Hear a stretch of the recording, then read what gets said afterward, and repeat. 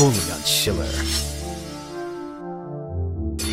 In the sequence where Norm is killed, what happens is he gets grabbed by the tentacles and he's being pulled towards the door.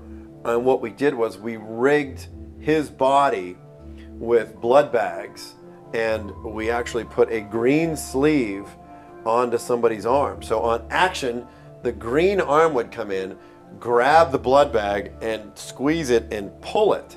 So what we had was an instantaneous explosion of blood. And then visual effects added a CGI tentacle over top of the green arm.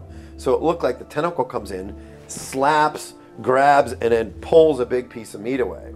So what we ended up doing was doing the actual wound practically, and then adding the digital tentacle in, so that you had the interaction of the real blood on the actor, the real blood spraying up onto Tom Jane, and then you would cut back to the sequence where the tentacle starts to actually move and articulate and kind of eat the little bits of flesh. Schiller. I wanted to throw out a lot of the rules, and I wanted vampires who didn't want to seduce us. I mean, every incarnation of vampires, it seems, for, since Nosferatu, has progressively turned into this, they want to seduce you, there's all this romance, they're just like us. I remember writing to the artist and just saying, these are land sharks.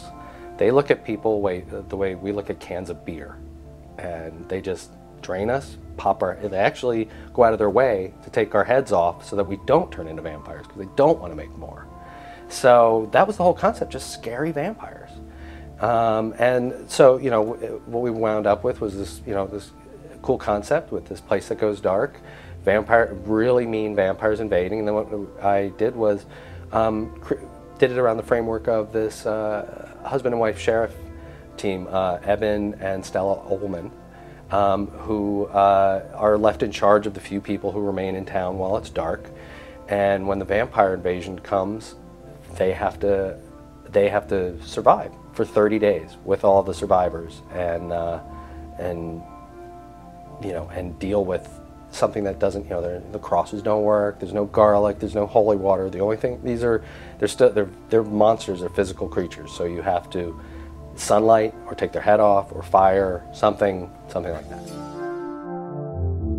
I've been fortunate, I used to worry once Candyman became such a popular socialist film, and people have sent me copies of their dissertations that they've written on that character, and I go, wow, you really?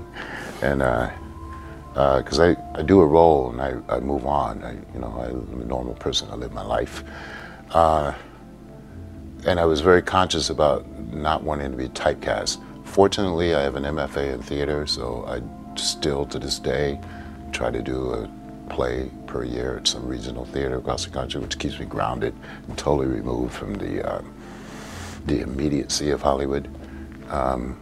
And all told, in the 80s plus some films I've done, been fortunate to do, only half of them are horror.